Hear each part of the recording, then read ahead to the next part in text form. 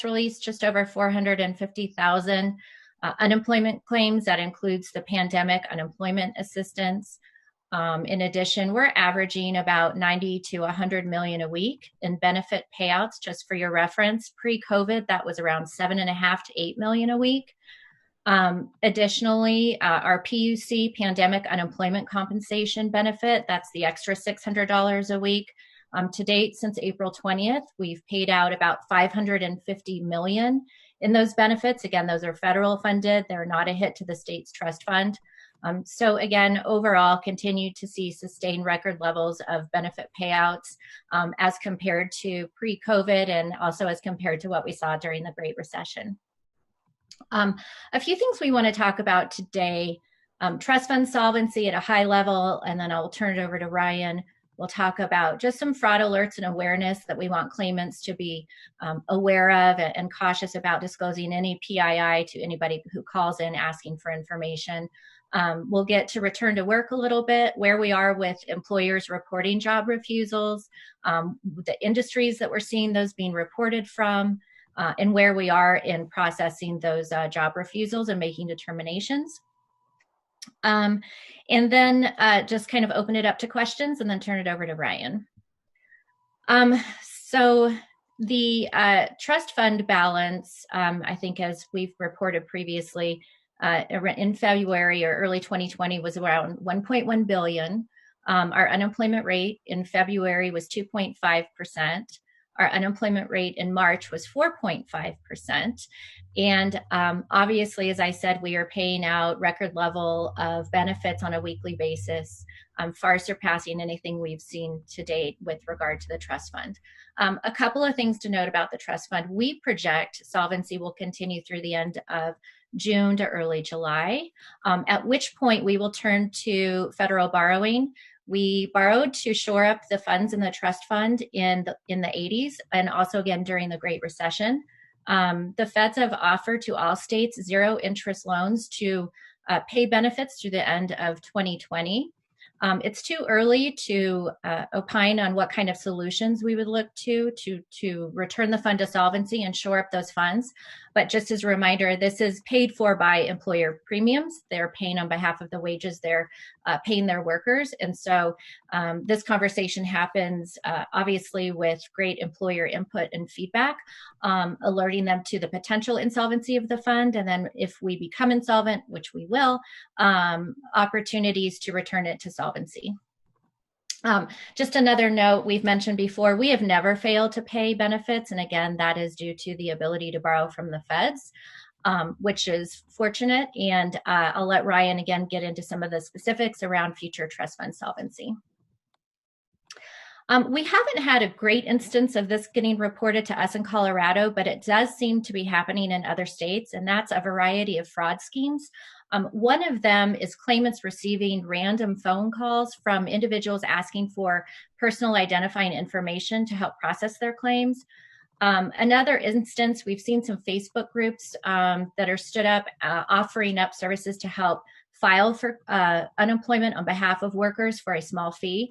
A couple of things to keep in note. We will never call a claimant and ask them to verify personal identifying information, including checking account, routing numbers, debit card verification numbers. Second, you do not have to pay a fee to file for unemployment. But again, you know, in these times, folks are anxious and desperate and unfortunately willing to do what it takes if it means perhaps getting a benefit quicker or a greater benefit amount. So we really want to encourage the claimant community to be just aware and cautious that these schemes might be going out there. Again, we don't have any record of a high instance of this going on in Colorado.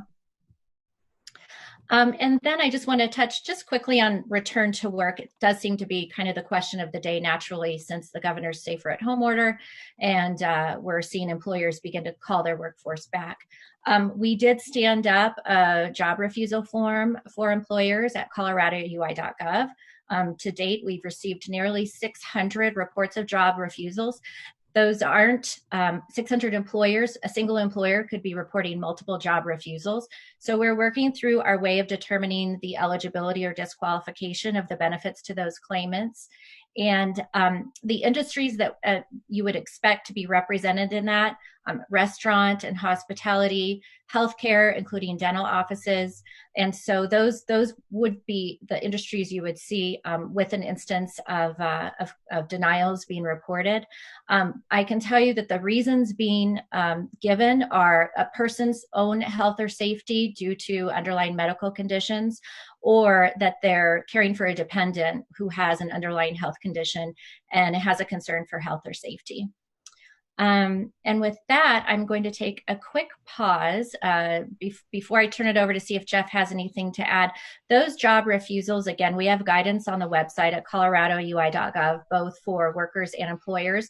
We've actually redesigned coloradoui.gov, and the main banner on that page has a prominent return to work guidance for workers button. In addition, when you navigate to the employers page, it has the job refusal form and other information, including WorkShare. And now I think I'll turn it over to Jeff to speak just a little bit about WorkShare or touch on anything that I missed. Yeah, thank you, Cher. I'm just going to add a little bit to return to work. As you said, it's a topic that's coming up a lot. And so I'll start by saying that our division is, of course, within the guidelines that have been set out by the governor around safer at home, and any local guidelines, local county guidelines that have been provided as well. We're interested in seeing some level of economic activity. So we want to support that, but of course within the guidelines that have been provided. So I just wanted to go through the process one more time to explain what happens in an instance of someone being called back to work. Well, first I will start by saying that they are required, claimants are required in their weekly or biweekly certifications to state if they've had a return to work call by their employer, or if they've been offered a job by an employer. And what that's going to do is that's going to temporarily suspend their benefits while we analyze that issue and analyze whether, assuming that they do not immediately return to work, it's going to put a temporary suspension on their benefit while we analyze the situation. And I do want to generally say that, to be clear, that a claimant simply saying, I have a fear of contracting COVID-19 in and of itself is not a valid reason. In other words, there has to be some context to it. It can't just be a general fear. Rather, we need to look at the actual circumstances for the work environment. Again, what sort of adjustments has the employer made to make it a safe work environment? What are they complying with social distancing? Are they complying with staff wearing masks, for example, and providing appropriate cleaning tools and those sorts of things for common places and so forth. So I just want to be clear that a claimant just can't simply say, I'm scared, and they would continue on benefits. There's an actual analysis of the situation at hand. So yeah, that's what I wanted to offer with regards to return to work. So we continue to field those from both the employer side of the equation, as Cher mentioned, on the website, as well as claimants weekly certify. They attest to those job offers as well. Thanks, Jeff. We do have some related questions that came in. So regular unemployment in Colorado is 26 weeks. Under various extensions that have been passed by Congress, that's now 39 under the CARES Act, and Jeff can keep me honest about extended benefits. But so an additional 13 weeks provided now on top of 26. We actually waived an emergency rule, the actively seeking work. And again, normally for unemployment eligibility, you'd have to be available, and actively seeking work. We did waive the actively seeking work. However, once folks are now starting to return to work, we would reinstate that requirement at some point so that we can ensure the integrity of those benefits being paid. Yeah, can I add to that, Cher? Sure. Yeah, so we're going through this process as is everyone else. So as we moved from shelter at home to now safer at home, it's a different category. And so under the shelter at home, it was appropriate at that time to temporarily suspend the work search. And so now we're looking to make adjustments now that we've moved to safer at home, and there we are seeing some economic activity and some allowance for greater economic activity. That requires another analysis, and we'll probably be adjusting that accordingly.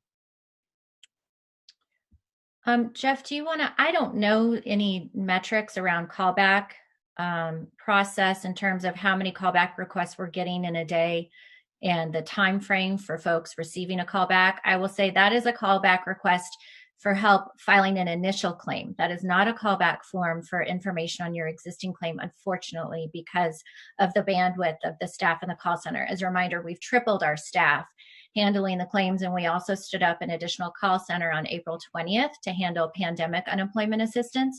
All of that said, we continue to have sustained pressure on the call center, as many of you have likely heard about. And we've tried to address some of that through a variety of tools. We added a chatbot function to the website. We instituted virtual town halls, and currently we're exploring additional technology to perhaps overlay on our existing system to get more front-end support to claimants, and in a way that they don't have to wait on hold, or in a way that they have a successful resolution to their question. Jeff, anything to add on that? Yeah, I would add a few things. One is, in addition to all the things that Cher just mentioned, we also just hired 90 agents to bring into the organization to also help out. So we're staffing up as quickly as we can, both with temporary and permanent staff, in addition to all the things that Cher mentioned. In terms of the callback form, early returns, we were getting about 400 a day. One can expect that it will take a couple business days, perhaps 4 or 5 business days before we can get back to you. As you can imagine, 400 a day is going to build up fairly quickly. So we're triaging those and working those as quickly as possible. As Cher clarified, that is for initial filings. About some of the data points around, are there glitches in the website? I would say no. I'm not sure what glitches you might be hearing about. Our online application system, since we modified it in March, continues to accept and process those claims. So no, there are no glitches. I think we continue to have claimant confusion for W-2 and 1099 income. And just as a reminder, that is not at the discretion of the state. That's actually per the U.S. Department of Labor regarding dual income sources for independent contractors. Again, if you have both W-2 income and 1099 in the last 18 months and the W-2 wages are over $2,500, then you will need to exhaust any regular unemployment available to you before you can move on to the pandemic unemployment assistance. However, you will get the $600 a week in pandemic unemployment compensation. I did see another question about how are we performing on the PUC? Just as a reminder, since April 20th, we've paid out $550 million approximately in that $600 a week federally funded benefit. In terms of how we're processing claims, we are, I think, reaching just about 80% of claims. Eligible claims have received a benefit payment. The balance of those 20%, a large portion of those have not yet requested a payment on their claim. So in other words, we are performing quite well in terms of not only processing the application and the intake, but also paying on the claim. And so the large majority who have not been paid either have not yet been able to request a payment, or for a small percentage, there's likely some underlying issue that has been set on their claim. I'm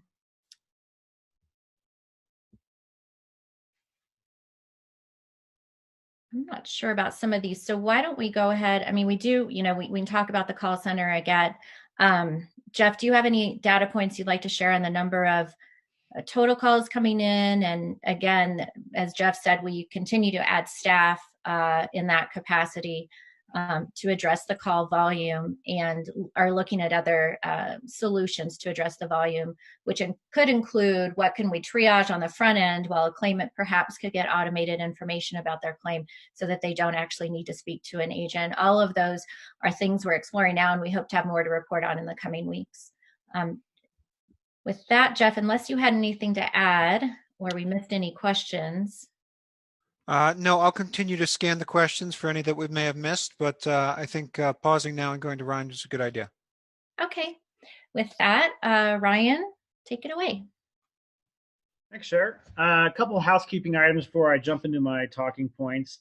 Detailed data for the week ending May 2nd will be posted on LMI Gateway's site Friday after 5 p.m. Again, that includes industry level for the state, county level claims, demographic, and occupational data. We also have pandemic unemployment assistance initial claims data posted by county on our site as well. So we have that through May 2nd currently, I believe. I will also discuss the Unemployment Insurance Trust Fund. And as part of that, I am going to, just a second. Yes, I'm going to discuss the Colorado Employment Security Act, specifically the rate schedule within the Colorado Employment Security Act. I posted this link, so when I get to that point, you may want to flash on that link because I will actually start describing kind of the rate schedule and how that may impact employers as we move to higher rates when we go into insolvency. So just please open that link for later. The Colorado Department of Labor and Employment has identified a number of statewide unemployment insurance statistics we would like to highlight during these weekly press calls and releases. I will go over each statistic, provide some historical context, and lend some guidance on how to interpret the data's meaning and significance. These are the most recent data available at this time. Starting April 20th, the department was also able to start processing claims and paying benefits related to pandemic unemployment assistance, or PUA, which is for those self-employed, contract, and gig workers not traditionally covered by unemployment insurance. Additionally, the department began paying federal pandemic unemployment compensation, which provides an additional $600 per week, as Cher mentioned. I will try to incorporate these new data when appropriate. I will also mostly refer to traditional state claims activity as regular UI. The data I will discuss comes from two sources: a federally required report the department submits to the Employment and Training Administration every week. I'm going to get that right one of these weeks. And statistics generated for internal use and analysis.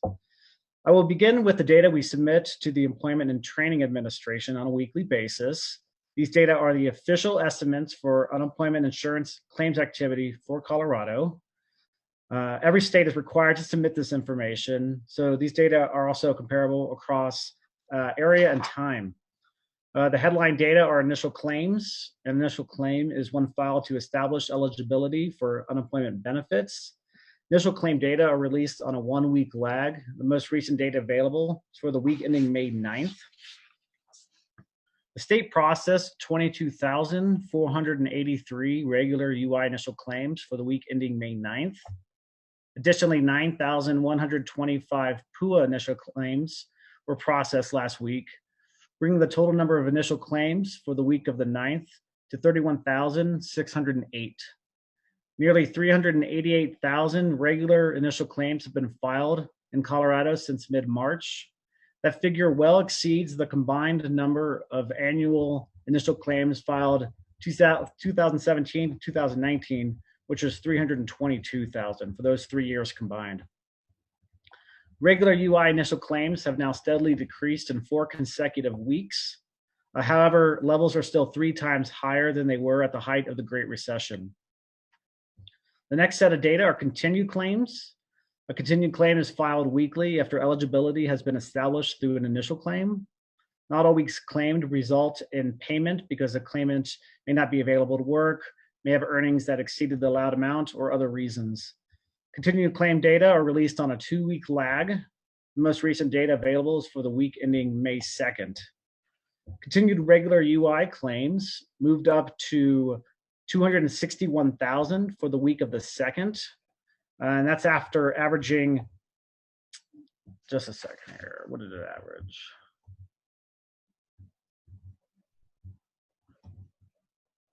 That is an increase from the prior 2 weeks when the average was around 228,000. The average number of regular UI continued claims over the past 5 weeks is close to 210,000. Additionally, a little over 92,000 continued claims through PUA were registered for the week ending May 2nd. As expected, the insured unemployment rate, or IUR, reached a historically high level. The insured unemployment rate was 3.7% for the week of May 2nd, breaking the previous record of 3.52% set in April of 2010. As a reminder, the IUR incorporates regular UI continued claims data for the most recent 13-week period and estimates the share of the state's UI covered workforce claiming unemployment insurance benefits. Shifting to those data used for internal use and analysis, as previously stated, not all weeks claimed result in payment. However, we do have data for weeks paid. The number of weeks paid are on a 1-week lag. The most recent data available is for the week ending May 9th. The number of weeks paid for the week of the 9th increased 15% compared to the week prior to 260,741. The total number of weeks paid from March 29th to May 9th has exceeded 1.1 million. I did have a question in terms of the benefit movement. It moved from 86 million 1 week to 84 million, and then up to what I'll discuss is 96 million. So let me just touch on Dan Micah's point in just a second. Those weeks paid for the week of the 9th translate to 96 million for the amount of regular UI benefits paid. Around 433 million in total regular UI benefits were paid out from March 9th to May 9th. To put that figure into perspective, these are the annual benefit payout amounts over the past several years. In 2019, 370 million were paid out. In 2018, it was 377 million. In 2017, it was 427 million. And around 500 million were paid out annually 2014 to 2016. So to Dan's question in terms of, why did we see the fluctuation in benefits? It really is a reflection in the weeks paid. And in that for the week of the 9th, we saw an increase in the number of weeks paid for the week ending April 25th and the week ending May 2nd. Those weeks paid were very similar, so the benefit payout amounts were similar. There are a number of other reasons why total benefit amounts could vary. Depends on what the average weekly benefit amount is for individuals receiving those benefits as well. Close to 100 million in benefits have been paid out to PUA recipients since the program began on April 20th. Of these amounts, along with the federal pandemic unemployment compensation benefits, are paid with federal dollars. And so now we'll transition to discuss the Unemployment Insurance Trust Fund. I'm going to give basic background on how the Unemployment Insurance Trust Fund is funded by employers in Colorado, give some illustrative examples of current premium payouts, and then potential future payouts depending on what the rate schedule is for next year. Also, what happens to UI premiums if the UI Trust Fund does become insolvent. And finally, how are benefits paid if the UI Trust Fund is insolvent. So to start off with some basic background, you'll want to open up that link to page 71 to 75 of the actual document. I believe it's page 78 on the PDF. Employer premium rates are determined by an employer's layoff history, the premium rate schedule in effect for that year, and any additional surcharges that may be in effect. The standard and solvency surcharge rate schedules and related information are covered on pages 71 through 75 of the Colorado Employment Security Act of 2019. For 2020, employers are on the reserve ratio 0.008 to 0.011 rate schedule. And that's really just a reflection of what the trust fund level was as of June 30th of last year relative to another metric, total wages for the prior year. The rate schedule was determined by what the Unemployment Insurance Trust Fund balance was on June 30th, 2019. An individual employer's layoff history will determine the premium rate they are assigned along the 0.008 to 0.011 rate schedule column. So the range of UI premium rates for the 0.008 to 0.011 rate schedule goes from 0.58%, which is the minimum, to 7.4%. Not all wages paid by UI covered employers are subject to UI premiums. Currently in Colorado, the first $13,600 earned during a year by a worker for a UI covered employer is subject to the UI premium. The $13,600 subject to the UI premium is the taxable wage base and is used to calculate the amount of UI premiums due. Under current law, the taxable wage base is set to increase to $14,300 in 2021. The annual change in the wage base is indexed to the change in earnings for UI covered workers. So let me just real quick give you an example of an employer with 5 employees under current law for 2020 under our current rate schedule. So the average weekly wage for all Colorado private sector UI covered workers is presently around $1,200.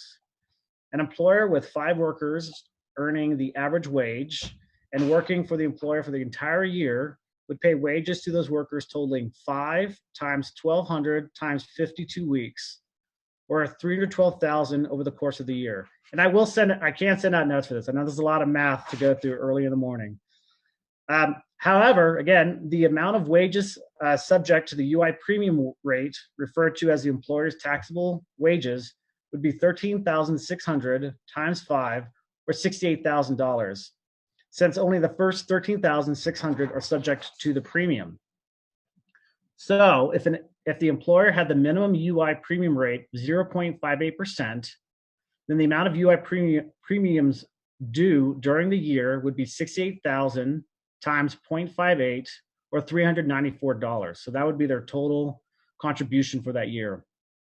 If the employer had the maximum UI premium rate of 7.4%, then the amount of UI premiums due during the year would be $68,000 times 7.4%, or $5,032. A very small share of employers are subject to the maximum UI premium rate. In fact, most employers have relatively low UI premium rates. The average UI premium rate for all employers in 2020, we estimate that to be around 1.4%. So what happens to UI premiums if the UI trust fund becomes insolvent? So based on current statute, were the UI trust fund to become insolvent before June 30th, then employers would move to the reserve ratio 0.000 to deficit standard rate schedule on January 1st, 2021. The range of UI premium rates for what we'll call the deficit rate schedule, that ranges from 0.75, which is the minimum, to 10.39%, which is the maximum. In addition, the solvency surcharge would trigger on starting January 1st, 2021. And you can see that rate schedule, I believe, on page 75 of the document. This will add an additional surcharge on top of the standard rates. The solvency surcharge rate goes from 0.1%, which is the minimum, to 2.7%, which is the maximum. If the UI trust fund is close to insolvency but still positive on June 30th, then employers would move to the reserve ratio 0.00 to 0.004 standard rate schedule on January 1st, 2021. The range of UI premium rates for that schedule goes from 0.71% to 9.64%.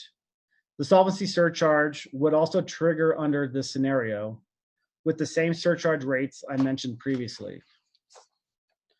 So just a quick example again, we're talking, so let's look at these the same employers with 5 employees. Now we're talking 2021 under current law, and they're on the deficit standard rate schedule. Again, this fund has gone insolvent as of June 30th. That's what this scenario is capturing. So under this, so again, the taxable wages now are subject to are $14,300. So 71,500 is the amount of wages that the employer has to pay the premium on. So if the employer had the minimum UI premium rate of 0.75% plus the minimum surcharge rate of 0.1%, then the amount of UI premiums due during the year would be 71,500 times 0.85% or $608. So that's an increase of $214 compared to 2020 for, again, this employer who's on the minimum rate. If the employer had the maximum UI premium rate of 10.39% plus the maximum surcharge rate of 2.7%, then the amount would increase to $9,359, or an increase of $4,327 compared to 2020. And finally, how are benefits paid if the trust fund is insolvent? Once the UI trust fund becomes insolvent, unemployment benefits will continue to be paid through loans from the federal unemployment account. These loans are available from the federal government at 0% interest through the remainder of this calendar year. The fund used FUA advances, our federal unemployment account advances, in 1982 through 85 and 2010 to 2012 to pay benefits. Finally, no state general fund revenue is used to backfill the UI trust fund. Additionally, only regular UI benefits are paid from the state's unemployment insurance trust fund. And again, benefits through PUA and the federal pandemic unemployment compensation are paid with federal dollars. So I know that was a lot to take in there. And again, I'm happy to send out notes for individuals. So I have a question. If it doesn't hit solvency by the end of June, is there a solvency surcharge? So we do have an amount that the trust fund needs to be above in order for the solvency surcharge to not trigger on in 2021. That amount's about $687 million. So if the trust fund on 6/30 is below $687 million, I think that's roughly what the number is, then the solvency surcharge will trigger. So looking at our forecasts and the amount of benefits we're paying out, it's pretty much a certainty that the solvency surcharge under current law will trigger in 2021.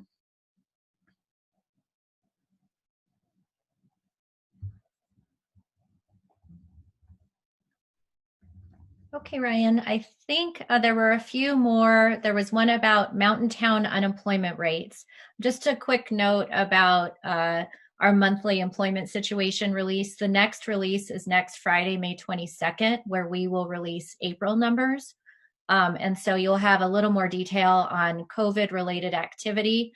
March really was just, as you know, mid-March is when we started to see some of that activity. So April and May numbers will really reflect the impact of COVID-19 on the economy.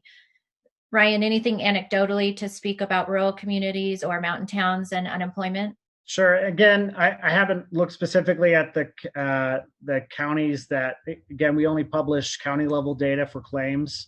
So I haven't looked at the share of claims that are within mountain communities or mountain counties. So I can't confirm at this point if according to Katie's question, if they have 21% of unemployment claims.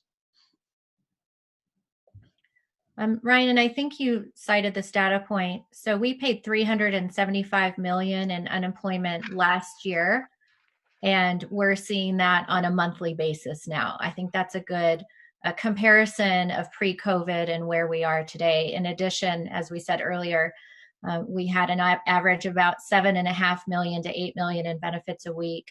And again, now we're seeing 90 to 100 million. Keep in mind that is federally funded benefits too, but numbers just surpass anything that we have seen pre-COVID and including during the Great Recession. So I have a few other things we want to talk about. Let me just kind of circle back once again to talk about claimant outreach and what we're doing to support that. We have heard from claimants who do see on their online unemployment account a deposit reflected, but it perhaps has not hit their debit cards yet or their banks. Just a reminder, we try, and from payment request date, which is on a Sunday, every other week or weekly, depending on your benefit type, that you would see those benefits within 3 days. And so if there is an instance where an individual shows a balance in their online account, in their unemployment insurance claim account, and not in their card yet, we're seeing it's typically on the third day or around the third day. I will say we have seen 2 instances of delays in payment. I would say in the last decade, that's we've seen less than a handful. Clearly, those instances are related to COVID-19 and the immense pressure being put on all of the systems. And so we're working with claimants when we see an indication of a delayed payment, letting them know. We're sending out emails, alerting them to what the delay might be. Probably the greater instance, not so much now, but maybe a couple of weeks ago, was new claimants who requested their benefits by a debit card were seeing a delay in receiving their actual debit card. So a couple of things to keep in mind. It is quicker to receive your initial claimant by direct deposit.